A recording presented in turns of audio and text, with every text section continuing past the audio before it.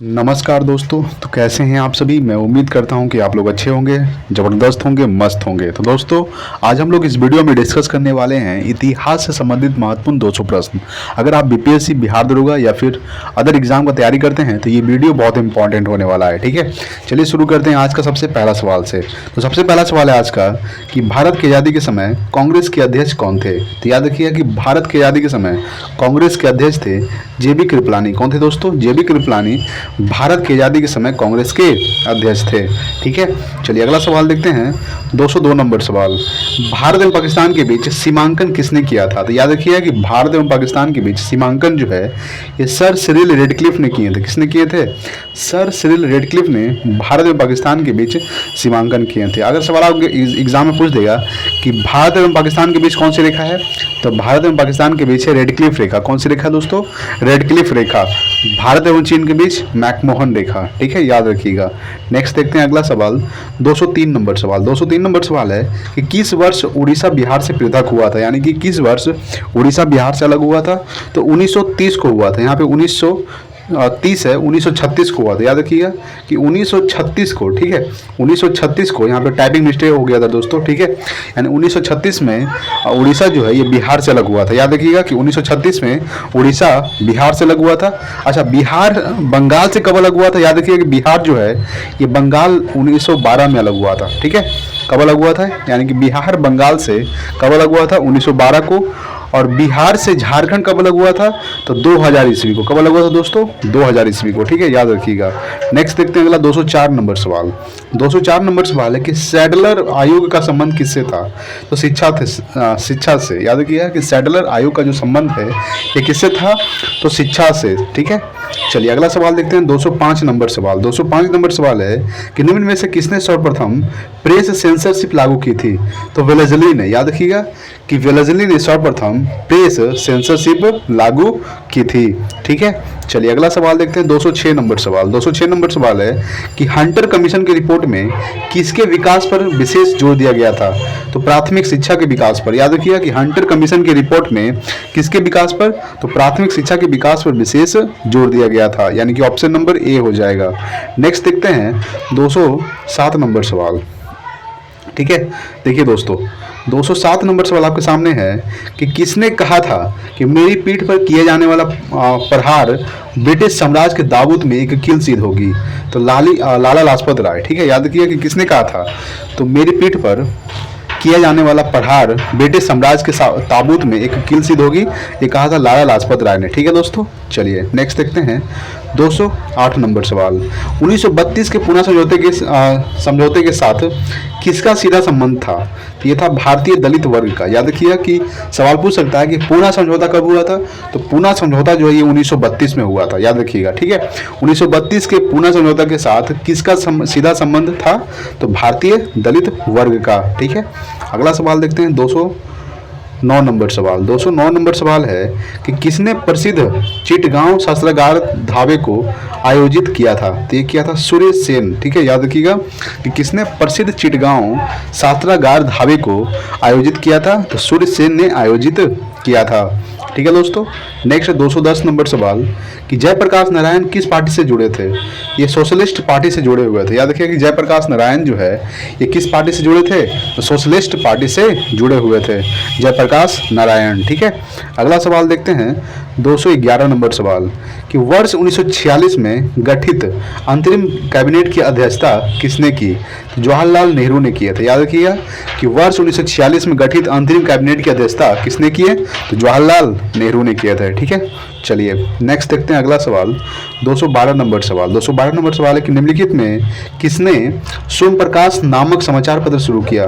तो ईश्वर चंद्र विद्यासागर। ठीक है, ईश्वर चंद्र विद्यासागर जो है ये सोम प्रकाश नामक समाचार पत्र शुरू किए थे। कौन सा पत्र? तो सोम प्रकाश नामक समाचार पत्र किसने शुरू किया था। तो ईश्वर चंद्र विद्यासागर। ठीक है दोस्तों, चलिए अगला सवाल देखते हैं 213 नंबर सवाल। 213 नंबर सवाल है कि कांग्रेस के निम्नलिखित नेताओं में से कौन एक कैबिनेट मिशन योजना के पक्ष में पूरी तरह से था। तो सरदार पटेल। याद रखिएगा कि कांग्रेस के निम्नलिखित नेताओं में से कौन एक कैबिनेट मिशन योजना के पक्ष में पूरी तरह से था। तो सरदार पटेल। नेक्स्ट देखते हैं 214 नंबर सवाल कि स्वदेश वाहिनी के संपादक थे तो के रामकृष्ण पिल्ले। ठीक है, के रामकृष्ण पिल्ले जो थे ये स्वदेश वाहिनी के संपादक थे। नेक्स्ट देखते हैं अगला सवाल 215 नंबर सवाल। 215 नंबर सवाल है कि 1878 का वर्नाकुलर प्रेस एक्ट किसने रद्द किया? तो लॉर्ड रिपन ने। याद रखिएगा कि 1878 का वर्नाकुलर प्रेस एक्ट किसने रद्द किया था? Lord Ripon. ठीक है दोस्तों, चलिए नेक्स्ट देखते हैं अगला 216 नंबर सवाल कि भारत का राष्ट्रीय पंचांग किस संवत पर आधारित है? तो ये शक संवत पर आधारित है। ठीक है दोस्तों, यानी भारत का जो राष्ट्रीय पंचांग है ये किस संवत पर आधारित है? तो शक संवत पर आधारित है भारत का राष्ट्रीय पंचांग। नेक्स्ट देखते हैं अगला 217 नंबर सवाल। 217 नंबर सवाल है कि भूदान आंदोलन किसने प्रारंभ किया था? तो विनोबा भावे ने। याद रखिएगा कि विनोबा भावे ने भूदान आंदोलन प्रारंभ किया था। ठीक है दोस्तों, नेक्स्ट देखते हैं 218 नंबर सवाल कि लाख बख्श के नाम से जाना जाने वाला भारतीय शासक कौन था? ये था कुतुबुद्दीन ऐबक। ठीक है दोस्तों, कुतुबुद्दीन ऐबक को लाख बख्श के नाम से जाने वाला भारतीय शासक था। अगला देखते हैं 219 नंबर सवाल। देखिए दोस्तों 219 नंबर सवाल है कि भारत में गुलाम वंश का संस्थापक था कौन था? तो कुतुबुद्दीन ऐबक। ठीक है, भारत में गुलाम वंश का स्थापक कौन था दोस्तों? कुतुबुद्दीन ऐबक। चलिए अगला देखते हैं 220 नंबर सवाल कि निम्नलिखित में से दिल्ली का पहला तुगलक सुल्तान कौन था? तो गयासुद्दीन तुगलक। याद रखिएगा कि दिल्ली का पहला तुगलक सुल्तान कौन था दोस्तों? गयासुद्दीन तुगलक जो था ये दिल्ली का पहला तुगलक सुल्तान था।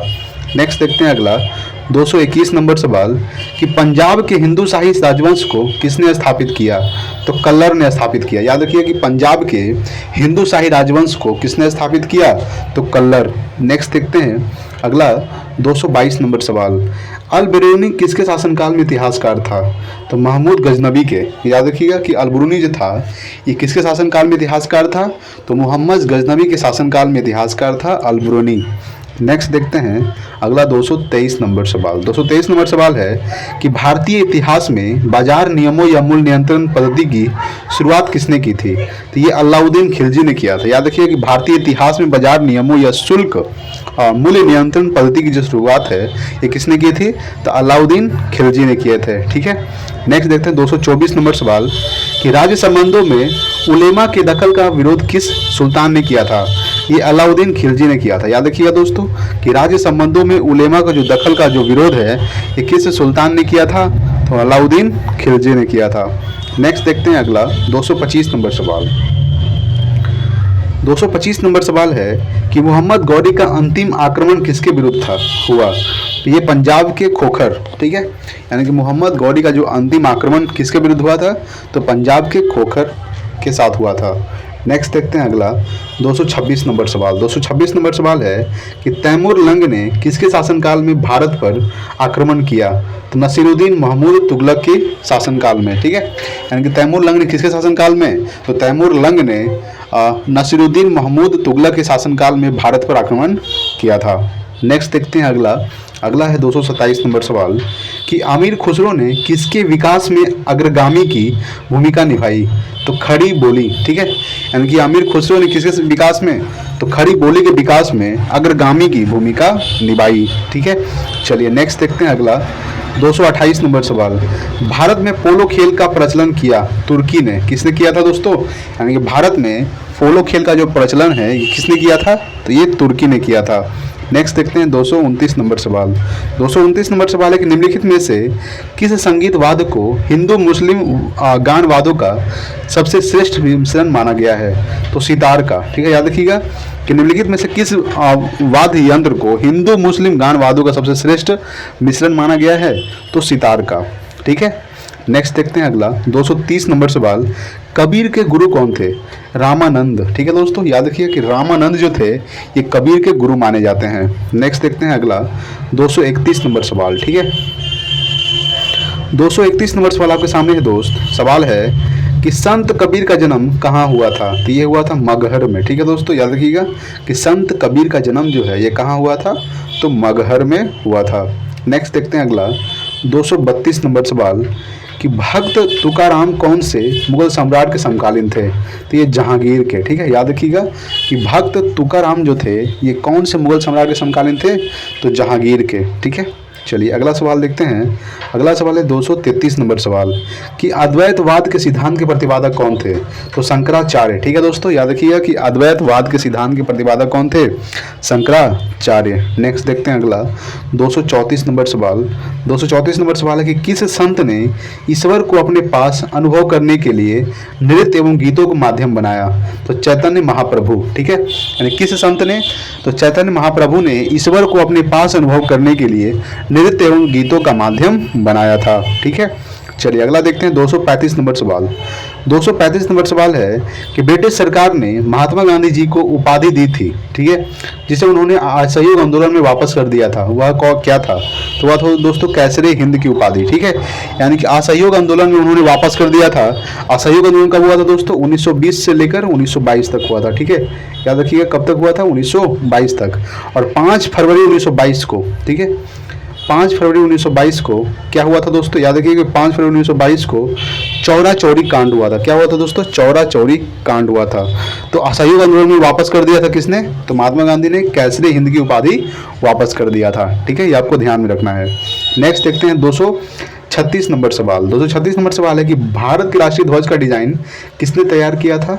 तो मैडम भिखाजी कामा। ठीक है, भिखाजी कामा जो है, मैडम भिखाजी कामा, ये भारत की राष्ट्रीय ध्वज का डिजाइन तैयार किया था। नेक्स्ट देखते हैं अगला 237 नंबर सवाल। 237 नंबर सवाल है कि व्यक्तिगत सत्याग्रह में विनोबा भावे को प्रथम सत्याग्रही चुना गया था।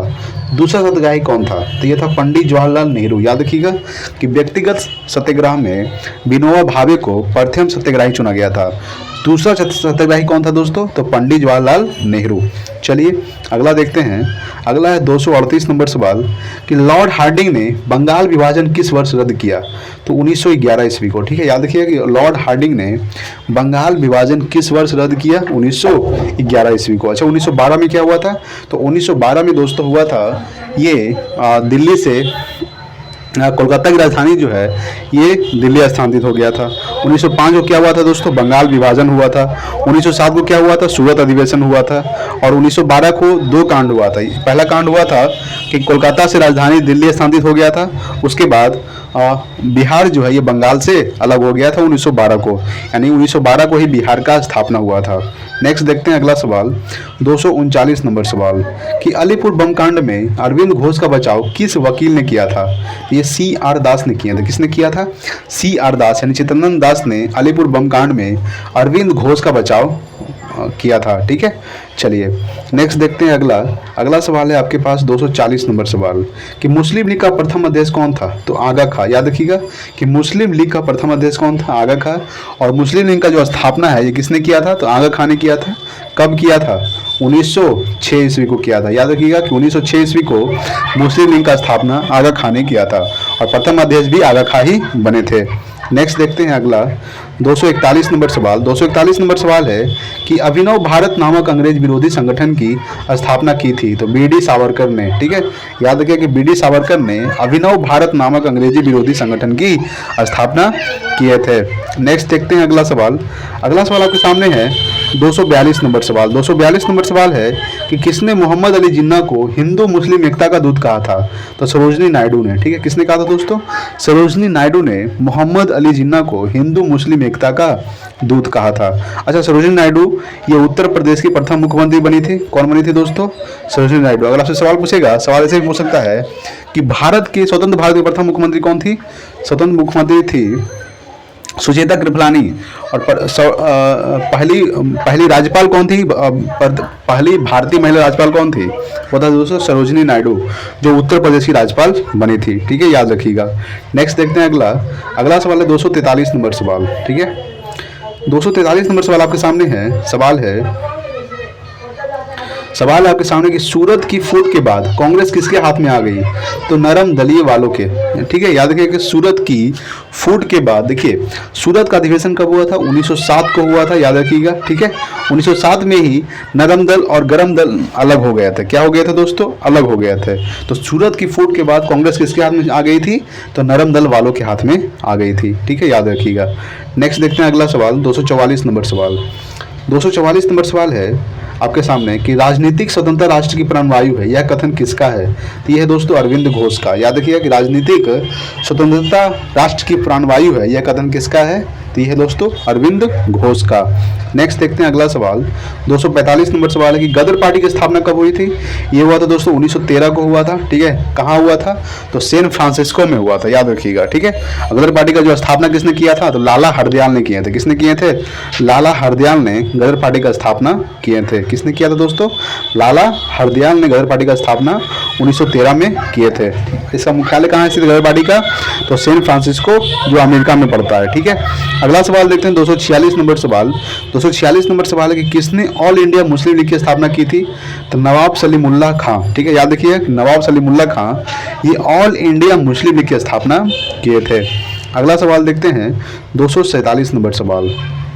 247 नंबर सवाल है कि किस भारतीय आंदोलन का शीर्ष गीत बना वंदे मातरम? ये स्वदेशी आंदोलन का। ठीक है, यानी कि किस भारतीय आंदोलन का? तो स्वदेशी आंदोलन का शीर्ष जो है ये गीत बना वंदे मातरम। असहयोग आंदोलन कब हुआ था दोस्तों?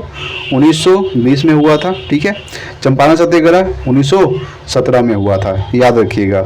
नेक्स्ट देखते हैं अगला 248 नंबर सवाल। 248 नंबर सवाल है कि निम्नलिखित में से किसे भारतीय अशांति के जनक के रूप में जाना जाता है? तो बाल गंगाधर तिलक को। याद रखिएगा कि बाल गंगाधर तिलक को भारतीय अशांति के जनक के रूप में जाना जाता है। ठीक है दोस्तों, ए ओम होम ने क्या किया था दोस्तों? 1885 को 9 दिसंबर 1885 को कांग्रेस का स्थापना किसने किए थे? ए ओ होम ने किए थे, याद रखिएगा। ठीक है, चलिए नेक्स्ट देखते हैं अगला 249 नंबर सवाल। 249 नंबर सवाल आपके सामने है कि लाल बाल पाल त्रिगुट का कौन व्यक्ति भारतीय राष्ट्रीय कांग्रेस का अध्यक्ष हुआ?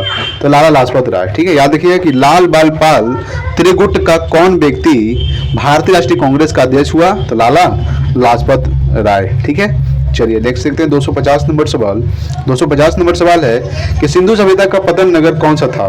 तो ये था दोस्तों लोथल। याद रखिएगा कि सिंधु सभ्यता का पतन नगर कौन सा था? लोथल। ठीक है दोस्तों, चलिए अगर वीडियो अच्छा लगा तो प्लीज लाइक कीजिएगा दोस्तों और कमेंट करके जरूर बताइए कि कैसा लग रहा है। ठीक है, नेक्स्ट है 251 नंबर सवाल कि जो चित्रकला के शत्रु है मैं उनका शत्रु हूँ, किस मुगल शासक ने कहा? ये जहांगीर ने कहा था। ठीक है, याद रखिएगा कि जो चित्रकला के शत्रु हैं यानी कि जहांगीर जो थे ये चित्रकला के बहुत ज़्यादा शौकीन थे। ठीक है, यानी कि जो चित्रकला के शत्रु है मैं उनका शत्रु हूँ, किस मुगल शासक ने कहा? तो ये जहांगीर ने कहे थे। ठीक है, नेक्स्ट है 252 नंबर सवाल कि मेवाड़ से युद्ध तथा चित्तौड़ की संधि किसके शासनकाल की महत्वपूर्ण उपलब्धि है? तो ये है दोस्तों जहांगीर की। याद रखिएगा कि मेवाड़ से युद्ध तथा चित्तौड़ की संधि किसके शासनकाल की महत्वपूर्ण उपलब्धि है? तो यह है जहांगीर की। ठीक है, नेक्स्ट देखते हैं 253 नंबर सवाल। 253 नंबर सवाल है कि निम्नलिखित में से किस शासक का काल संगमरमर का काल कहलाता है?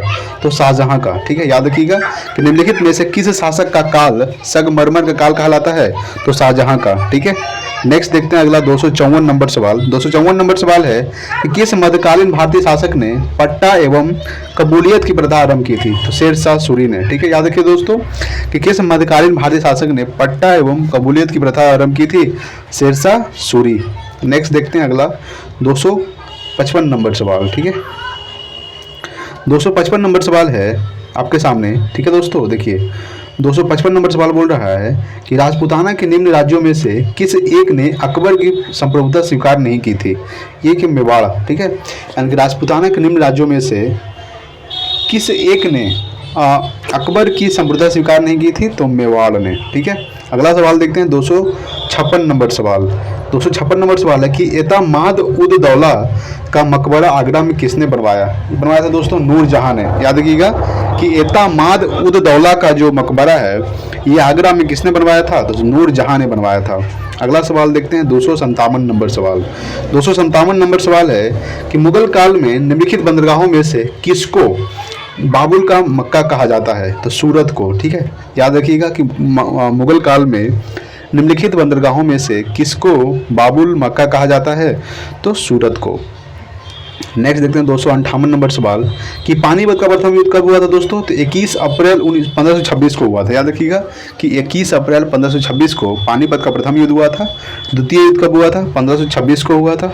1526 को प्रथम युद्ध, 1556 को दूसरा युद्ध, तीसरा युद्ध 1761 को हुआ था। याद रखिएगा। ठीक है, तो देखिए दोस्तों पानीपत का प्रथम युद्ध किसके किसके बीच हुआ था? बाबर और इब्राहिम लोदी के बीच हुआ था, याद रखिएगा। और द्वितीय युद्ध अकबर और हिमू के बीच हुआ था। और तृतीय युद्ध अब्दुल शाह अब्दाली और मराठों के बीच हुआ था, याद रखिएगा। ठीक है दोस्तों, चलिए नेक्स्ट देखते हैं अगला 259 नंबर सवाल। 259 नंबर सवाल है कि भारत में ग्रांड ट्रंक रोड बनवाई थी तो शेरशाह सूरी ने, याद रखिएगा कि भारत में ग्रांड ट्रंक रोड के निर्माण किसने करवाया था? तो शेरशाह सूरी ने करवाया था। नेक्स्ट देखते हैं अगला 260 नंबर सवाल। 260 नंबर सवाल है कि गुजरात विजय की यादगार में अकबर ने किसका निर्माण कराया था? तो बुलंद दरवाजा का। ठीक है, यानी कि गुजरात विजय की यादगार में अकबर ने किसका निर्माण कराया था? तो बुलंद दरवाजा का। नेक्स्ट देखते हैं 261 नंबर सवाल। 261 नंबर सवाल है कि पानीपत की दूसरी लड़ाई निम्नलिखित में से किसके बीच हुई थी? ये हुआ था दोस्तों अकबर और हिमू के बीच। कब हुआ था? 1556 को हुआ था, याद रखिएगा। दूसरा युद्ध कब हुआ था? 1556 को। पहला युद्ध कब हुआ था? 1526 को, 21 अप्रैल 1526 को। तीसरा युद्ध कब हुआ था? 1761 को हुआ था तीसरा युद्ध। ठीक है, याद रखिएगा। और अकबर और बाबर और इब्राहिम लोदी के बीच प्रथम युद्ध हुआ था, याद रखिएगा। ठीक है, कब हुआ था? 1526 को हुआ था। दूसरा युद्ध 1556 को हुआ था अकबर और हिमू के बीच। 1761 को पानीपत का तीसरा युद्ध हुआ था, याद रखिएगा, बहुत इंपॉर्टेंट है। नेक्स्ट देखते हैं अगला 262 नंबर सवाल। 262 नंबर सवाल है कि दिन ए इलाही नामक नया धर्म किसके द्वारा शुरू किया गया था? ये अकबर के द्वारा शुरू किया गया था। ठीक है दोस्तों, दिन ए इलाही नामक नया धर्म जो है ये किसके द्वारा शुरू किया गया था? तो अकबर के द्वारा शुरू किया गया था। नेक्स्ट देखते हैं अगला 263 नंबर सवाल। 263 नंबर सवाल है कि मुगल प्रशासन व्यवस्था में मनसबदारी प्रणाली को किसने प्रारंभ किया? तो ये अकबर ने प्रारंभ किया, याद रखिएगा कि मुगल प्रशासन व्यवस्था में मनसबदारी प्रणाली को किसने प्रारंभ किया? अकबर ने प्रारंभ किया। नेक्स्ट देखते हैं 264 नंबर सवाल। 264 नंबर सवाल है कि अपने काल का महान संगीतज्ञ तानसेन किसके दरबार में थे? ये थे दोस्तों अकबर के। ठीक है, यानी कि अपने काल का महान संगीतज्ञ तानसेन जो है ये किसके दरबार में थे? अकबर के दरबार में थे। नेक्स्ट देखते हैं अगला 265 नंबर सवाल कि मुगल काल की राजभाषा कौन सी थी? तो ये थे दोस्तों फारसी, याद रखिएगा दोस्तों कि मुगल काल की राजभाषा कौन थी? फारसी, ये मुगल काल की राजभाषा थी। नेक्स्ट देखते हैं 266 नंबर सवाल। 266 नंबर सवाल है कि सती प्रथा की भत्सना करने वाला मुगल सम्राट था?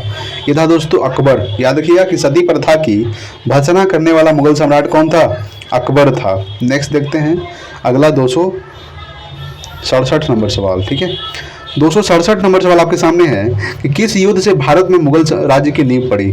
तो पानीपत का प्रथम युद्ध कब हुआ था? 1526 को हुआ था। किसके किसके बीच? बाबर और इब्राहिम लोदी के बीच। तो बाबर जीत गया था और इब्राहिम लोदी हार गया था। हल्दी घाटी का युद्ध 1576 को हुआ था दोस्तों, याद रखिएगा। ठीक है, प्लासी का युद्ध 1757 को हुआ था, याद रखिएगा। ठीक है, तालीकोटा का युद्ध कब हुआ था? 1565 को हुआ था। ठीक है, और बक्सर का युद्ध 1764 को हुआ था, याद रखिएगा। ठीक है, तालीकोटा का युद्ध 1565 को हुआ था। प्लासी का युद्ध 1757 को हुआ था। हल्दीघाटी युद्ध 1576 को हुआ था। पानीपत का प्रथम युद्ध 1526 को, द्वितीय युद्ध 1556 को और तृतीय युद्ध 1761 को हुआ था। ठीक है दोस्तों, चलिए आपको ध्यान रखना है 1764 को बक्सर का युद्ध हुआ था। नेक्स्ट देखते हैं अगला सवाल 268 नंबर सवाल है कि निम्नलिखित में से किसने अकबर की जीवन कथा लिखी थी? तो अबुल फजल ने। याद रखिएगा दोस्तों कि अबुल फजल ने अकबर की जीवन कथा किसने लिखी थी? अबुल फजल ने लिखी थी। नेक्स्ट देखते हैं अगला 269 नंबर सवाल कि हुमायूं नामा किसने लिखा था? तो गुलबदन बेगम ने। ठीक है दोस्तों, हुमायूं नामा किसने लिखा था? गुलबदन बेगम ने हुमायूं नामा लिखा था। नेक्स्ट देखते हैं अगला सवाल 270 नंबर सवाल आपके सामने है कि अकबर के शासन में महाभारत का फारसी भाषा में अनुवाद किया गया था, वह किस नाम से जाना जाता है? तो रज्मनामा के नाम से जाना जाता है। ठीक है, याद रखिएगा कि अकबर के शासन में महाभारत का फारसी भाषा में अनुवाद किया गया था, वह किस नाम से जाना जाता है? तो रज्मनामा के नाम से जाना जाता है। नेक्स्ट 271 नंबर सवाल कि अकबर के शासनकाल में भू राजस्व सुधारों के लिए कौन उत्तरदायी था? तो ये था दोस्तों टोडरमल। ठीक है, यानी कि अकबर के शासनकाल में भू राजस्व सुधारों के लिए कौन उत्तरदायी था? तो टोडरमल उत्तरदायी था। नेक्स्ट देखते हैं 272 नंबर सवाल। 272 नंबर सवाल है कि अकबर द्वारा बनवाए गए उपासना भवन का नाम क्या था? ये था इबादत खाना। याद रखिएगा कि अकबर द्वारा बनवाए गए उपासना भवन का क्या नाम था? इबादत खाना। नेक्स्ट देखते हैं अगला 273 नंबर सवाल।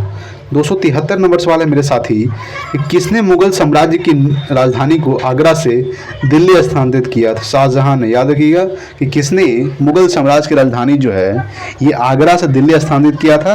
तो शाहजहां ने स्थानांतरित किया था। नेक्स्ट देखते हैं 274 नंबर सवाल। 274 नंबर सवाल है कि अकबर की युवावस्था में उसका संरक्षक था तो बैरम खां। याद रखिएगा कि अकबर के युवावस्था में उसका संरक्षक कौन था? तो बैरम खां उसका संरक्षक था। नेक्स्ट देखते हैं अगला सवाल 275 नंबर सवाल। 275 नंबर सवाल है कि निम्नलिखित में से किस स्थान पर नादिर शाह ने चढ़ाई नहीं की थी? तो कन्नौज पर। याद रखिएगा कि किस स्थान पर नादिर शाह ने चढ़ाई नहीं की थी? तो कन्नौज पर चढ़ाई नहीं की थी। नेक्स्ट देखते हैं 276 नंबर सवाल। 276 नंबर सवाल है कि किसने ऐसे बाग बगीचे जिसमें बहता पानी हो के निर्माण की परंपरा की शुरुआत की थी? तो बाबर ने। याद रखिएगा कि किसने ऐसे बाग बगीचे निर्माण किए जिसमें बहता पानी हो सके निर्माण की परंपरा की शुरुआत की? तो बाबर ने। नेक्स्ट देखते हैं 277 नंबर सवाल है कि राजा बीरबल की उपाधि किससे दी गई थी? तो महेश दास को। याद रखिएगा दोस्तों कि राजा बीरबल की जो उपाधि है किसे दी गई थी? तो ये महेश दास को दी गई थी राजा बीरबल की उपाधि। नेक्स्ट देखते हैं 278 नंबर सवाल है आपके सामने कि किस मुगल शासक का 2 बार अभिषेक हुआ था? तो औरंगजेब का। याद रखिएगा कि किस मुगल शासक का 2 बार राज्याभिषेक हुआ था दोस्तों? तो औरंगजेब का 2 बार राज्याभिषेक हुआ था। नेक्स्ट देखते हैं अगला सवाल आपके सामने है दोस्तों। अगला सवाल है कि शेरशाह सूरी का मकबरा कहाँ स्थित है? तो ये सासाराम में स्थित है। याद रखिएगा कि शेरशाह सूरी का मकबरा कहाँ स्थित है? सासाराम, जो बिहार में पड़ता है। नेक्स्ट देखते हैं 280 नंबर सवाल है आपके सामने कि अकबर का राज्याभिषेक कहाँ हुआ था? तो कालानौर में हुआ था। ठीक है, कालानौर में अकबर का राज्याभिषेक हुआ था। नेक्स्ट देखते हैं अगला 281 नंबर सवाल कि गुरु अर्जुन देव समकालीन थे किसके थे दोस्तों? तो ये जहांगीर के थे। याद रखिएगा कि गुरु अर्जुन देव ये जहांगीर के समकालीन थे। नेक्स्ट देखते हैं अगला 282 नंबर सवाल। 282 नंबर सवाल है कि किस राजपूत वंश ने अकबर के सामने समर्पण नहीं किया? तो ये सिसोदिया वंश। याद रखिएगा कि सिसोदिया वंश जो था ये किस राजपूत वंश ने? तो सिसोदिया राजपूत वंश ने अकबर के सामने समर्पण नहीं किया। नेक्स्ट देखते हैं 283 नंबर सवाल। 283 नंबर सवाल है कि किस मुगल शासक को आलमगीर कहा जाता था? तो औरंगजेब को। याद रखिएगा कि किस मुगल शासक को आलमगीर कहा जाता था? तो औरंगजेब को आलमगीर कहा जाता था। नेक्स्ट देखते हैं 284 नंबर सवाल। 284 नंबर सवाल है कि सम्राट अकबर द्वारा किसको जीवन जरी कलम की उपाधि से अलंकृत किया गया था? तो मोहम्मद हुसैन को। ठीक है, यानी सम्राट अकबर द्वारा किसको जरी कलम की उपाधि से अलंकृत किया गया था? तो मोहम्मद हुसैन को। नेक्स्ट देखते हैं अगला 285 नंबर सवाल। 285 नंबर सवाल है कि हल्दी घाटी का युद्ध कब लड़ा गया था? 1576 को लड़ा गया था। ठीक है दोस्तों, 1576 को हल्दी घाटी का युद्ध लड़ा गया था। याद रखिएगा 1764 को बक्सर का युद्ध लड़ा गया था। 1565 को तालीकोटा का युद्ध लड़ा गया था। 1576 को हल्दी घाटी का युद्ध। ठीक है, और 1757 को प्लासी का युद्ध लड़ा गया था। पानीपत का प्रथम युद्ध 1526 को लड़ा गया था। द्वितीय युद्ध 1556 को लड़ा गया था। तृतीय युद्ध 1761 को लड़ा गया था। आपको ये सब डेट ध्यान देना है। अच्छा, 1701 ईस्वी को क्या हुआ था दोस्तों? तो ये औरंगजेब की मृत्यु हुई थी। 1707 को औरंगजेब की मृत्यु हुई थी। ठीक है दोस्तों, याद रखिएगा कि 1707 को औरंगजेब की मृत्यु हुई थी। ठीक है, चलिए नेक्स्ट देखते हैं अगला 286 नंबर सवाल है कि फैजी निम्नलिखित में से किसके दरबार में रहा? तो अकबर के। याद रखिएगा कि फैजी जो था ये निम्नलिखित में से किसके दरबार में रहा था? तो अकबर के दरबार में रहा था। नेक्स्ट देखते हैं 287 नंबर सवाल है कि किसके समय में मलिक मोहम्मद जैसी ने पद्मावत की रचना की थी? तो शेरशाह सूरी के। याद रखिए कि किसके समय में? तो शेरशाह सूरी के समय में मलिक मोहम्मद जैसी ने पद्मावत की रचना की थी। नेक्स्ट देखते हैं 288 नंबर सवाल है आपके सामने कि किसने चौसा की लड़ाई में हुमायूं को पराजित किया था? तो शेरशाह सूरी ने। याद रखिए दोस्तों कि किसने चौसा की लड़ाई में हुमायूं को पराजित किया था? तो शेरशाह सूरी ने चौसा की लड़ाई में हुमायूं को पराजित किया था। नेक्स्ट देखते हैं अगला 289 नंबर सवाल है कि हुमायूं का मकबरा कहाँ है? तो यह है दोस्तों दिल्ली में। याद रखिए कि हुमायूं का जो मकबरा है ये दिल्ली में स्थित है। कहाँ स्थित है? दिल्ली में। नेक्स्ट देखते हैं 290 नंबर सवाल कि किस मुगल शासक ने 2 बार शासन किया? तो हुमायूं। याद रखिएगा कि किस मुगल शासक ने 2 बार शासन किया? तो हुमायूं ने। नेक्स्ट देखते हैं अगला 291 नंबर सवाल। ठीक है दोस्तों, देखिए 291 नंबर सवाल आपके सामने है। 291 नंबर सवाल है कि भारत में बीबी का मकबरा स्थित है, तो ये औरंगाबाद में स्थित है। ठीक है दोस्तों, याद रखिएगा कि औरंगाबाद में बीबी का मकबरा स्थित है। नेक्स्ट देखते हैं अगला। 292 नंबर सवाल है कि किस युद्ध को जीतने के बाद शेरशाह ने दिल्ली में अफगान सत्ता की स्थापना की? तो बेलग्राम युद्ध। याद रखिएगा कि किस युद्ध को जीतने के बाद शेरशाह सूरी ने, तो बेलग्राम के युद्ध के जीतने के बाद शेरशाह सूरी ने दिल्ली में अफगान सत्ता की स्थापना किए थे। नेक्स्ट देखते हैं अगला। 293 नंबर सवाल। 293 नंबर सवाल है कि निम्नलिखित भारतीय शासकों में से अकबर के समकालीन कौन थी? ये था रानी दुर्गावती। याद रखिएगा कि निम्नलिखित भारतीय शासकों में से अकबर के समकालीन कौन थी? रानी दुर्गावती। नेक्स्ट देखते हैं अगला। 294 नंबर सवाल कि शाहजहां ने निम्नलिखित में से किस शहर में मोती मस्जिद बनवाई थी? तो दोस्तों आगरा में। याद रखिएगा कि शाहजहां ने निम्नलिखित में से किस शहर में मोती मस्जिद बनवाई थी? तो आगरा में बनवाई थी मोती मस्जिद शाहजहां ने। नेक्स्ट देखते हैं 295 नंबर सवाल है कि किस मुगल बादशाह ने जजिया नामक कर पूना लगाया? तो ये औरंगजेब ने लगाया था। याद रखिएगा दोस्तों कि किस मुगल बादशाह ने जजिया नामक कर पूना लगाया था? तो औरंगजेब ने लगाया था। नेक्स्ट देखते हैं 296 नंबर सवाल। 296 नंबर सवाल है कि शिवाजी ने मुगलों को किस संधि के द्वारा किलों को सत्तांतरित किया? तो पुरंदर की संधि। यानी कि शिवाजी ने मुगलों को किस संधि के द्वारा? तो पुरंदर की संधि के द्वारा किलों को सत्तांतरित किया। नेक्स्ट देखते हैं अगला। 297 नंबर सवाल। 297 नंबर सवाल है कि दक्षिण में निम्नलिखित में से किसके शासन में मुगल साम्राज्य तमिल राज्य क्षेत्र तक फैला? औरंगजेब के। ठीक है, यानी कि दक्षिण में निम्नलिखित किसके शासनकाल में? तो औरंगजेब के शासनकाल में मुगल साम्राज्य जो है ये तमिल राज्य क्षेत्र तक फैला। ठीक है, याद रखिएगा। नेक्स्ट 298 नंबर सवाल कि दस्तान ए अमीर हमजा का चित्रांकन किसके द्वारा किया गया? तो ये किया गया था दोस्तों अब्दुस समद के द्वारा। यानी कि दस्तान ए अमीर हमजा का चित्रांकन किसके द्वारा किया गया? तो अब्दुस समद के द्वारा। ठीक है, याद रखिएगा। नेक्स्ट देखते हैं 299 नंबर सवाल है। 299 नंबर सवाल है कि ईरान के शाह और मुगल शासकों के बीच झगड़े की जड़ क्या थी? तो ये था दोस्तों कंधार। याद रखिएगा कि ईरान के शाह और मुगल शासकों के बीच झगड़े की जो जड़ थी क्या थी? कंधार थी। नेक्स्ट देखते हैं 300 नंबर सवाल है कि पटना को प्रांतीय राजधानी बनाया था? तो शेरशाह ने। याद रखिएगा कि शेरशाह सूरी ने पटना को प्रांतीय राजधानी बनाया था। नेक्स्ट देखते हैं 301 नंबर सवाल। 301 नंबर सवाल है कि दिल्ली के लाल किले का निर्माण किसने करवाया था दोस्तों? तो शाहजहां ने करवाया था। याद रखिएगा कि दिल्ली के लाल किले का निर्माण किसने करवाया था? शाहजहां ने दिल्ली में स्थित लाल किले का निर्माण करवाया था। नेक्स्ट देखते हैं 302 नंबर सवाल। 302 नंबर सवाल है कि मुगल सम्राट अकबर के समय का प्रसिद्ध चित्रकार था? यह था दोस्तों दसवंत। याद रखिएगा कि मुगल सम्राट अकबर के समय का प्रसिद्ध चित्रकार था दसवंत। नेक्स्ट है 303 नंबर सवाल। ठीक है, 303 नंबर सवाल आपके सामने है कि निम्न में से किसने मुगल काल में ऐतिहासिक विवरण लिखा?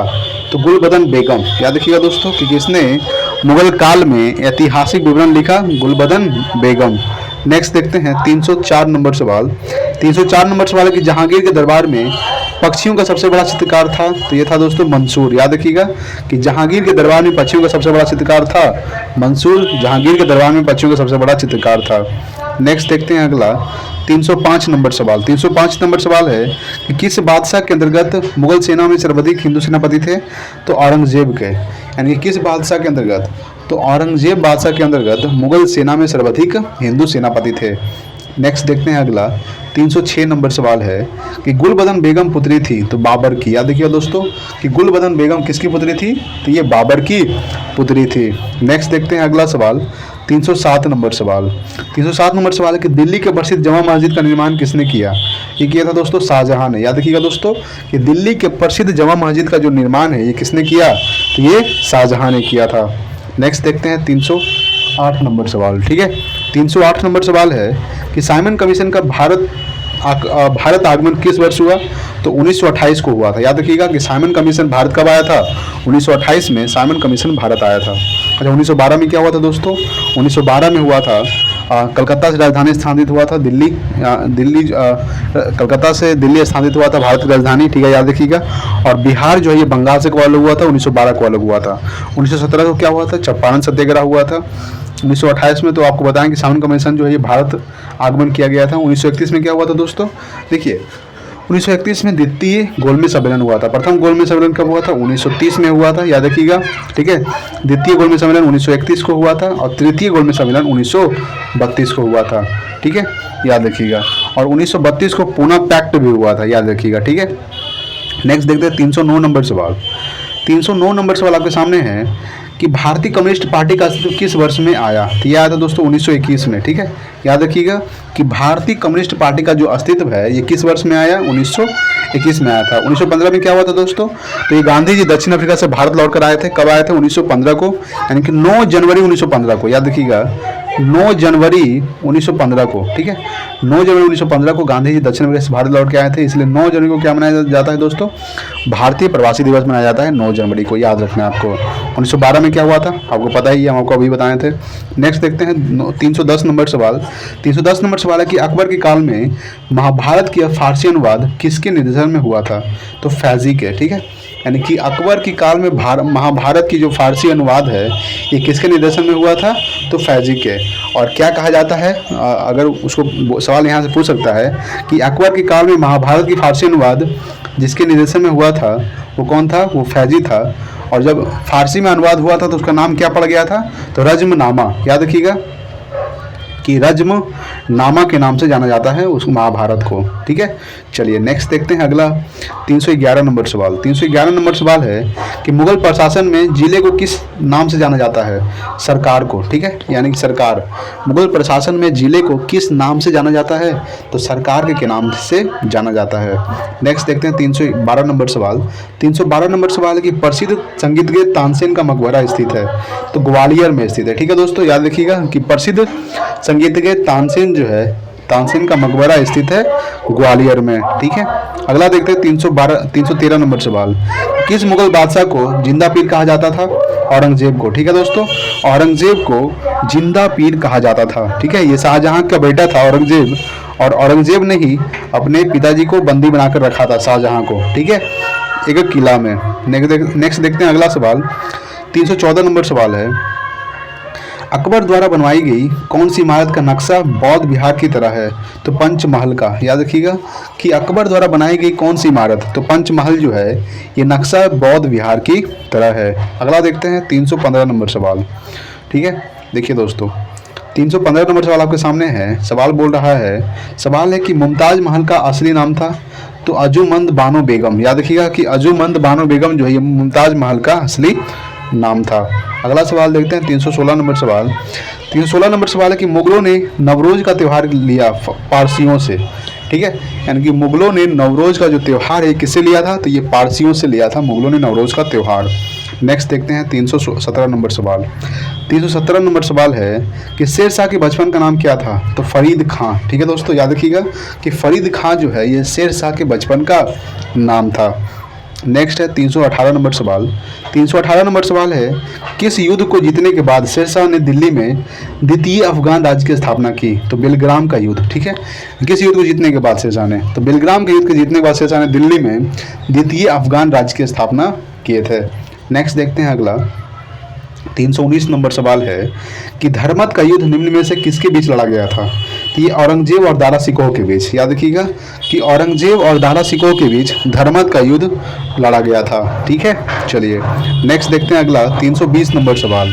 320 नंबर सवाल है कि पेट्रा ड्यूरा का आरंभ किसने किया, तो जहांगीर ने किया था। याद रखिएगा कि पेट्रा ड्यूरा का जो आरंभ है ये किसने किया, तो जहांगीर ने किया। नेक्स्ट देखते हैं 321 नंबर सवाल, ठीक है। 321 नंबर सवाल है मेरे दोस्त कि जागीरदारी संकट सर्वप्रथम किस मुगल बादशाह के शासनकाल में उत्पन्न हुई, तो औरंगजेब के, ठीक है, यानी कि जागीरदारी संकट सर्वप्रथम किस मुगल बादशाह के शासनकाल में उत्पन्न हुई थी, तो औरंगजेब के शासनकाल में। अगला सवाल देखते हैं 322 नंबर सवाल है आपके सामने कि भारत में चिश्ती सिलसिले को किसने स्थापित किया, तो शेख मोइनुद्दीन चिश्ती, ठीक है, यानी कि भारत में चिश्ती सिलसिले को किसने स्थापित किया, तो शेख मोइनुद्दीन चिश्ती ने भारत में चिश्ती सिलसिले को स्थापित किया। नेक्स्ट देखते हैं 323 नंबर सवाल। 323 नंबर सवाल है कि वह सूफी संत कौन था, तो यह मानता था कि भक्ति संगीत ईश्वर के निकट पहुंचने का मार्ग है। तो मोइनुद्दीन चिश्ती, ठीक है। वह सूफी संत कौन था जो यह मानता था कि भक्ति संगीत ईश्वर के निकट पहुंचने का मार्ग है, तो मोइनुद्दीन चिश्ती। नेक्स्ट 324 नंबर सवाल। 324 नंबर सवाल है कि सूफी सिलसिला मूलतः संबंधित है, तो इस्लाम से संबंधित है, ठीक है दोस्तों। यानी कि सूफी सिलसिला जो है ये मूलतः संबंधित है इस्लाम से। नेक्स्ट देखते हैं 325 नंबर सवाल। 325 नंबर सवाल है कि इस्लामी रहस्यवादी आंदोलन को कहा जाता है सूफी आंदोलन कहा जाता है। क्या कहा जाता है दोस्तों? इस्लामी रहस्यवादी आंदोलन को कहा जाता है सूफी आंदोलन। नेक्स्ट देखते हैं 326 नंबर सवाल कि निम्नलिखित सूफी में कौन संगीत के विरुद्ध था? तो नक्शबंदी, ठीक है। नक्शबंदी जो है ये सूफी में संगीत के विरुद्ध था। नेक्स्ट देखते हैं अगला 327 नंबर सवाल, ठीक है। 327 नंबर सवाल आपके सामने है कि सूफिया कलाम जी एक प्रकार का भक्ति संगीत है, विशेषता है कश्मीर की। याद रखिएगा कि सूफिया कलाम जी एक प्रकार का भक्ति संगीत है, विशेषता है कश्मीर की। नेक्स्ट देखते हैं अगला 328 नंबर सवाल। 328 नंबर सवाल है कि सूफी संत ख्वाजा मोइनुद्दीन चिश्ती किसके शासनकाल में राजस्थान आए थे? तो पृथ्वीराज चौहान के शासनकाल में, ठीक है। यानी कि सूफी संत ख्वाजा मोइनुद्दीन चिश्ती किसके शासनकाल में राजस्थान आए थे? तो पृथ्वीराज चौहान के। नेक्स्ट देखते हैं 329 नंबर सवाल कि काव्याभिव्यक्ति के रूप में उर्दू का प्रयोग करने वाला पहला लेखक था अमीर खुसरो, ठीक है दोस्तों। यानी कि काव्याभिव्यक्ति के रूप में उर्दू का प्रयोग करने वाला पहला लेखक कौन था? अमीर खुसरो था। नेक्स्ट देखते हैं अगला सवाल। 330 नंबर सवाल आपके सामने है कि किसके द्वारा तृतीय बौद्ध संगीति का संरक्षण प्रदान किया गया? तो अशोक, ठीक है। तो किसके द्वारा? तो अशोक के द्वारा तृतीय बौद्ध संगीति का संरक्षण प्रदान किया गया। नेक्स्ट देखते हैं अगला 331 नंबर सवाल। 331 नंबर सवाल है कि बौद्ध ग्रंथ पिटकों की रचना निम्नलिखित में से किस भाषा में की गई थी? तो ये पाली भाषा में की गई थी। याद रखिएगा कि बौद्ध ग्रंथ पिटकों की जो रचना है ये पाली भाषा में की गई थी। नेक्स्ट देखेंगे अगला 332 नंबर सवाल। 332 नंबर सवाल है कि किस शासक के शासनकाल में नेपाल में बौद्ध धर्म का गमन हुआ था? तो अशोक, ठीक है दोस्तों। याद रखिए किसके शासनकाल में? तो अशोक के शासनकाल में नेपाल में बौद्ध धर्म का गमन हुआ था। नेक्स्ट देखते हैं अगला 333 नंबर सवाल। 333 नंबर सवाल है कि सांची को क्यों विख्यात है? ये सबसे बड़ा बौद्ध स्तूप के लिए। याद रखिए कि सांची जो है ये सबसे बड़ा बौद्ध स्तूप के लिए विख्यात है। कहाँ स्थित है दोस्तों? तो ये मध्य प्रदेश में स्थित है। नेक्स्ट देखते हैं अगला 334 नंबर सवाल है कि बौद्ध धर्म ग्रहण करने वाली पहली महिला कौन थी? ये थे महाप्रजापति गौतमी। याद रखिएगा दोस्तों कि महाप्रजापति गौतमी जो थी ये बौद्ध धर्म को ग्रहण करने वाली पहली महिला बनी थी। नेक्स्ट देखते हैं अगला 335 नंबर सवाल कि जातक किसका ग्रंथ है? तो ये है दोस्तों बौद्ध का। याद रखिएगा कि जातक जो है ये बौद्ध का ग्रंथ है। नेक्स्ट है अगला सवाल। अगला सवाल है 336 नंबर सवाल कि बुद्ध के गृह त्याग का प्रतीक है घोड़ा। याद रखिएगा कि बुद्ध के गृह त्याग का प्रतीक क्या है दोस्तों? घोड़ा जो है ये बुद्ध के गृह त्याग का प्रतीक है। नेक्स्ट है 337 नंबर कि महावीर का मूल नाम था वर्धमान। याद रखिएगा कि महावीर का मूल नाम क्या था दोस्तों? वर्धमान महावीर का मूल नाम था। नेक्स्ट देखते हैं 338 नंबर सवाल। 338 नंबर सवाल है आपके सामने कि किसे एशिया की रोशनी कहा जाता है दोस्तों? किसे एशिया की रोशनी कहा जाता है? तो गौतम बुद्ध को एशिया की रोशनी कहा जाता है। किसे कहा जाता है? गौतम बुद्ध को एशिया की रोशनी कहा जाता है। नेक्स्ट है 339 नंबर सवाल कि जैन परंपरा के अनुसार महावीर कौन से तीर्थकर थे? ये तो दोस्तों 24वें तीर्थकर। याद रखिएगा कि जैन परंपरा के अनुसार महावीर 24वें तीर्थकर थे। नेक्स्ट देखते हैं अगला 340 नंबर सवाल कि जैन धर्म का आधारभूत बिंदु है अहिंसा। ठीक है, यानी कि जैन धर्म का आधारभूत बिंदु है अहिंसा। नेक्स्ट देखते हैं 341 नंबर सवाल कि जियो और जीने दो किसने कहा था? ये कहा था महावीर स्वामी ने। किसने कहा था दोस्तों? जियो और जीने दो महावीर स्वामी ने कहा था। नेक्स्ट देखते हैं 342 नंबर सवाल। 342 नंबर सवाल है कि निम्नलिखित में से कौन बुद्ध के जीवन कला में ही संघ प्रमुख होना चाहता था? देवदत्त। ठीक है, याद रखिए कि कौन बुद्ध के जीवन काल में ही संघ प्रमुख होना चाहता था? तो देवदत्त बुद्ध के जीवन काल में ही संघ प्रमुख होना चाहता था। नेक्स्ट देखते हैं 343 नंबर सवाल कि महावीर स्वामी का जन्म कहाँ हुआ था? तो ये कुंडग्राम में हुआ था। ठीक है दोस्तों, कहाँ हुआ था? कुंडग्राम में महावीर स्वामी का जन्म हुआ था। नेक्स्ट देखते हैं 344 नंबर सवाल। 344 नंबर सवाल है कि जैन धर्म में पूर्ण ज्ञान के लिए क्या शब्द है? ये है दोस्तों कैवल्य। ठीक है, याद रखिएगा कि जैन धर्म में पूर्ण ज्ञान के लिए क्या शब्द है? तो कैवल्य है। नेक्स्ट है 345 नंबर सवाल कि निम्नलिखित में से किस नगर में प्रथम बौद्ध संगीत आयोजित की गई थी? तो राजगृह में। ठीक है दोस्तों, याद रखिएगा कि किस नगर में? तो राजगृह में प्रथम बौद्ध संगीत आयोजित की गई थी। नेक्स्ट देखते हैं अगला 346 नंबर सवाल। 346 नंबर सवाल है कि वासुदेव कृष्ण की पूजा सर्वप्रथम किसने प्रारंभ की? तो सातवंतों ने। याद रखिएगा दोस्तों कि सातवंतों ने वासुदेव कृष्ण की पूजा सर्वप्रथम प्रारंभ की थी। नेक्स्ट देखते हैं अगला 347 नंबर सवाल कि स्वायवाद सिद्धांत। ठीक है, याद रखिएगा स्वायवाद सिद्धांत जो है ये जैन धर्म का है। किसका है दोस्तों? जैन धर्म का है सिद्धांत। नेक्स्ट देखते हैं 348 नंबर सवाल है कि गौतम बुद्ध का जन्म कब हुआ था दोस्तों? तो 563 ईसा पूर्व में हुआ था। मृत्यु कब हुआ था? तो 483 ईसा पूर्व में, यानी कि 80 वर्ष की अवस्था में इनकी मृत्यु हो गई थी। जन्म कब हुआ था? 563 ईसा पूर्व में। कहाँ हुआ था? लुम्बिनी जो वर्तमान नेपाल में पड़ता है, और मृत्यु हुआ था कुशीनगर जो उत्तर प्रदेश में पड़ता है। ठीक है, चलिए नेक्स्ट देखते हैं अगला 349 नंबर सवाल कि बौद्ध शिक्षा का केंद्र था। तो ये विक्रमशिला। ठीक है, विक्रमशिला जो है ये बौद्ध शिक्षा का केंद्र था, विक्रमशिला। नेक्स्ट देखते हैं 350 नंबर सवाल। ठीक है, देखिए 350 नंबर सवाल है कि भारत में सबसे प्राचीन विहार है नालंदा। ठीक है, याद रखिएगा कि भारत में सबसे प्राचीन विहार क्या है दोस्तों? नालंदा। नेक्स्ट देखते हैं 351 नंबर सवाल है कि प्रथम जैन महासभा का आयोजन कहाँ हुआ था? तो पाटलिपुत्र में हुआ था। याद रखिएगा कि प्रथम जैन महासभा का जो आयोजन है कहाँ हुआ था दोस्तों? पाटलिपुत्र में हुआ था। नेक्स्ट 352 नंबर सवाल कि निम्नलिखित में से कौन सा एक अन्य तीनों के समकालिक नहीं था? तो मिलिंद। याद रखिएगा कि निम्नलिखित में से कौन सा एक अन्य तीनों के समकालिक नहीं था? तो मिलिंद था। नेक्स्ट है अगला 353 नंबर सवाल। 353 नंबर सवाल है कि महायान बौद्ध धर्म में बोधित अवलोकितेश्वर को और किस अन्य नाम से जानते हैं? तो पद पानी के नाम से। याद रखिएगा दोस्तों कि महायान बौद्ध धर्म में बोधितेश्वर अवलोकितेश्वर को और किस अन्य नाम से जानते हैं? तो पद पानी के नाम से। नेक्स्ट देखते हैं 354 नंबर सवाल कि जैन साहित्य को कहा जाता है आगम कहा जाता है। क्या कहा जाता है? जैन साहित्य को आगम कहा जाता है।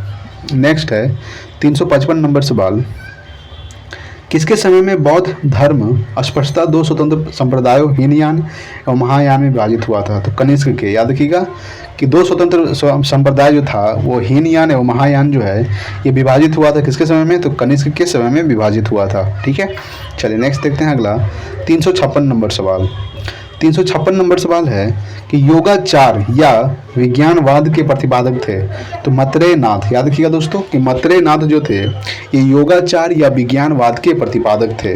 नेक्स्ट देखते हैं 357 नंबर सवाल कि चाणक्य का अन्य नाम क्या था? विष्णुगुप्त। ठीक है दोस्तों, विष्णुगुप्त जो थे ये चाणक्य का अन्य नाम था, याद रखिएगा। नेक्स्ट देखते हैं अगला 358 नंबर सवाल। 358 नंबर सवाल है कि वह शासक कौन था जिसने राज सिंहासन पर बैठने के लिए अपने बड़े भाई सुशील की हत्या की थी? अशोक। ठीक है, याद रखिएगा कि वह शासक कौन था? तो अशोक ने राज सिंहासन पर बैठने के लिए अपने बड़े भाई सुशील की हत्या की थी। नेक्स्ट देखते हैं अगला 359 नंबर सवाल। 359 नंबर सवाल है कि निम्नलिखित में से सम्राट अशोक की वह पत्नी कौन थी जिसने उसको प्रभावित किया था? तो कारुवाकी। याद रखिएगा कि निम्नलिखित में से सम्राट अशोक की वह पत्नी कौन थी जिसने उसको प्रभावित किया था? तो कारुवाकी। नेक्स्ट है 360 नंबर सवाल। 360 नंबर सवाल है कि महान धार्मिक घटना महामस्तक अभिषेक निम्नलिखित में से किससे संबंधित है और किसके लिए की जाती है?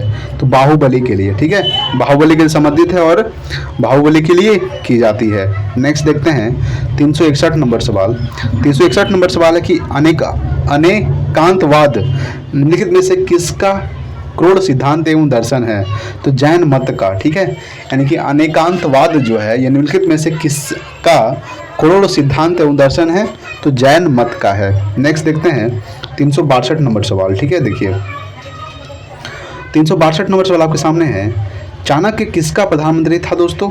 तो ये था चंद्रगुप्त मौर्य के। ठीक है, चाणक्य किसका प्रधानमंत्री था? तो चंद्रगुप्त मौर्य के। और चाणक्य का अन्य और क्या नाम था? तो विष्णुगुप्त। क्या था दोस्तों? विष्णुगुप्त। हम आपको भी पढ़ाए हैं। नेक्स्ट देखते हैं 363 नंबर सवाल।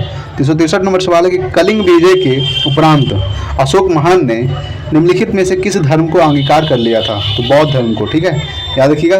कलिंग का युद्ध कब हुआ था? 261 ईसा पूर्व में हुआ था कलिंग का युद्ध। ठीक है, याद रखिएगा। कलिंग विजय के उपरांत अशोक महान ने निम्नलिखित में से किस धर्म को अंगीकार कर लिया था? तो बौद्ध धर्म को। नेक्स्ट देखते हैं 364 नंबर सवाल। 364 नंबर सवाल है कि निम्नलिखित में वह व्यक्ति कौन है जिसका नाम देवान प्रियदर्शी भी था? तो मौर्य सम्राट अशोक। ठीक है, यानी वह व्यक्ति कौन था जिसका नाम देवान प्रियदर्शी भी था? मौर्य सम्राट अशोक। नेक्स्ट देखते हैं 365 नंबर सवाल कि चंद्रगुप्त शासन विस्तार में किसने मुख्य रूप से मदद की थी? तो चाणक्य ने। ठीक है, यानी कि चंद्रगुप्त के शासन विस्तार में किसने मुख्य रूप से मदद की थी?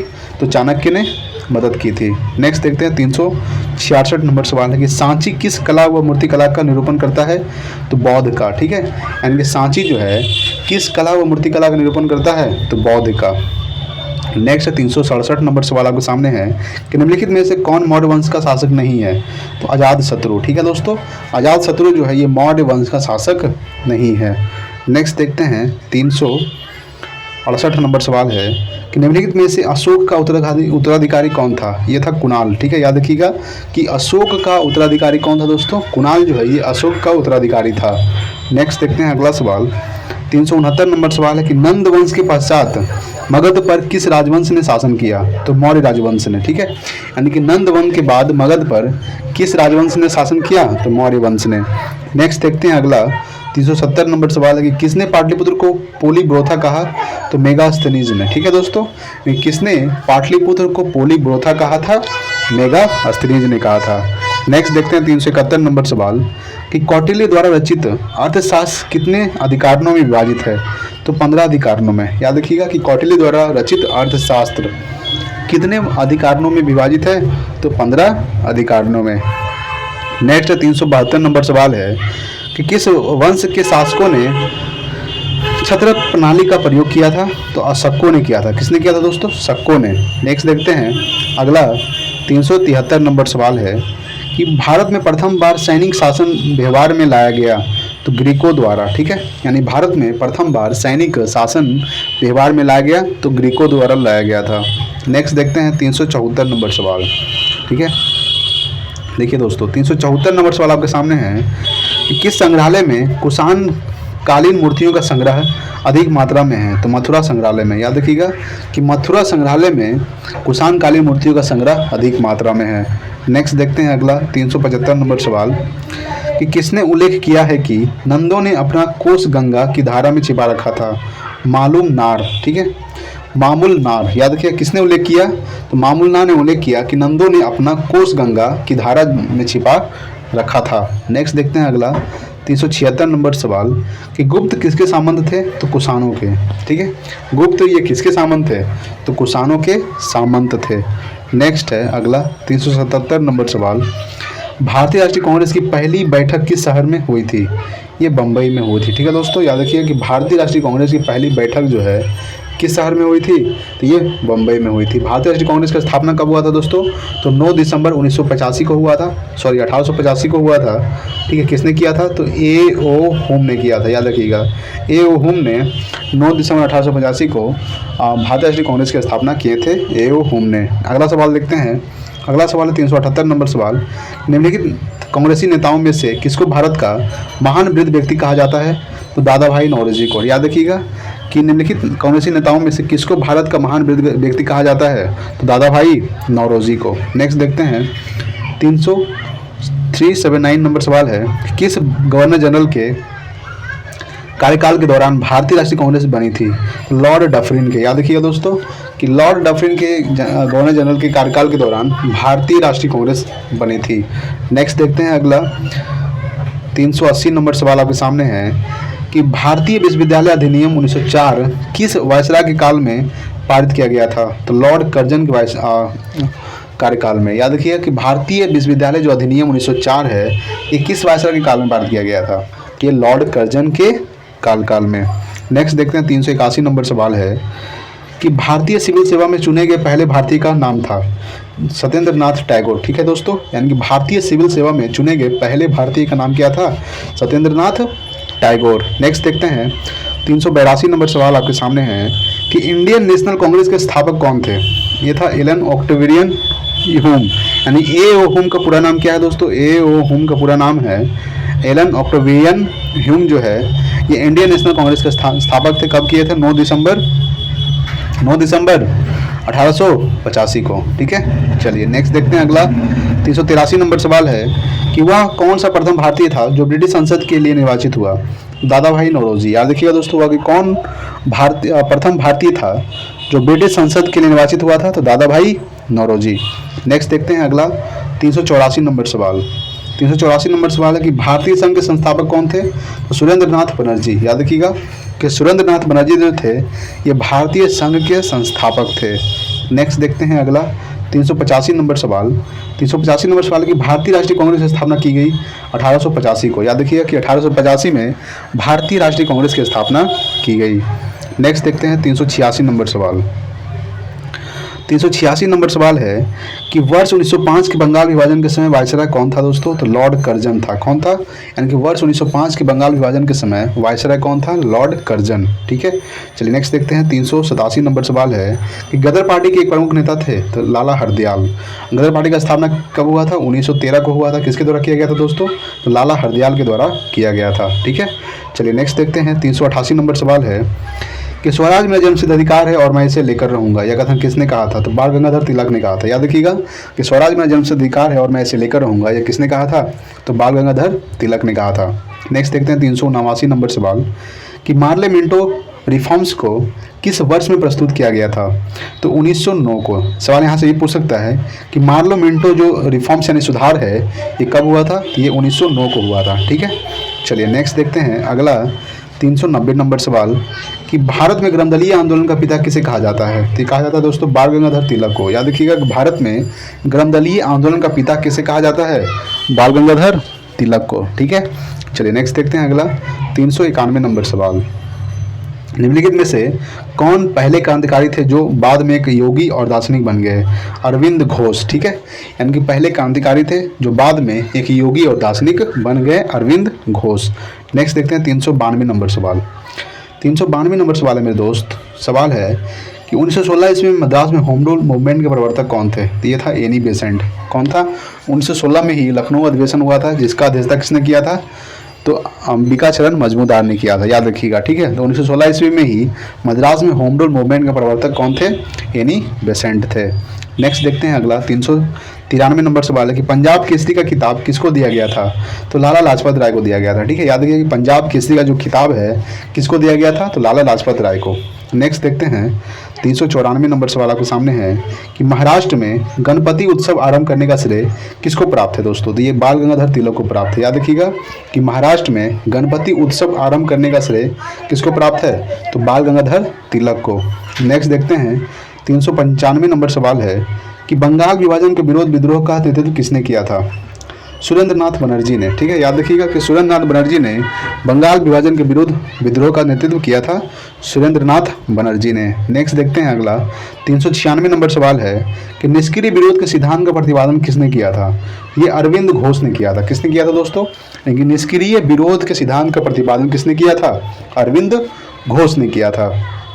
नेक्स्ट देखते हैं 397 नंबर सवाल कि बिहार बंगाल से कब अलग हुआ था? 1912 को हुआ था। याद रखिएगा कि 1912 में बिहार जो है ये बंगाल से अलग हुआ था। और बिहार से उड़ीसा कब अलग हुआ था दोस्तों? 1936 को हुआ था। और बिहार से झारखंड कब अलग हुआ था? 2000 ईस्वी को हुआ था। याद रखिएगा। ठीक है, चलिए नेक्स्ट देखते हैं। अगला 398 नंबर सवाल। ठीक है, देखिए दोस्तों 398 नंबर सवाल आपके सामने क्या है? 398 नंबर सवाल बोल रहा है, सवाल है कि अखिल भारतीय राष्ट्रीय कांग्रेस की प्रथम महिला अध्यक्ष कौन थी?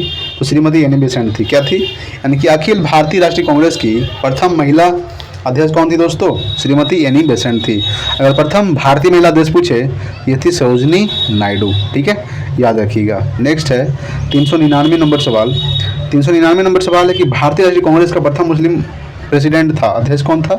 बदरुद्दीन तैयबजी। याद रखिएगा कि तैयबजी जो थे यह भारतीय राष्ट्रीय कांग्रेस का प्रथम मुस्लिम अध्यक्ष थे। नेक्स्ट देखते हैं लास्ट सवाल आज का 400 नंबर सवाल, आज का लास्ट सवाल। ठीक है, सवाल है कि निम्नलिखित भारतीय नेताओं में कौन एक ब्रिटिश द्वारा इंडियन सिविल सर्विस को बर्खास्त किया गया था? तो सुरेंद्र नाथ बनर्जी। निम्नलिखित भारतीय नेताओं में से कौन? तो सुरेंद्र नाथ बनर्जी ने एक ब्रिटिश द्वारा इंडियन सिविल सर्विस से बर्खास्त किया गया था। किसको? सुरेंद्रनाथ बनर्जी, यानी कि ऑप्शन नंबर डी हो जाएगा 400 का। ठीक है दोस्तों, तो हमने टोटल कितने सवाल कर लिए हैं? 200 सवाल कर लिए हैं। ठीक है, याद रखिएगा। अगर वीडियो अच्छा लगा तो प्लीज़ लाइक कीजिएगा, शेयर कीजिए अपने दोस्तों के पास। ठीक है, ज़्यादा से ज़्यादा जो बीपीएससी तैयारी करता हो, बिहार जो तैयारी करता हो, उनके पास शेयर जरूर कीजिएगा। ठीक है, तो आज के लिए इतना ही, मिलते हैं अगले वीडियो में। तब तक के लिए जय हिंद, वंदे मातरम।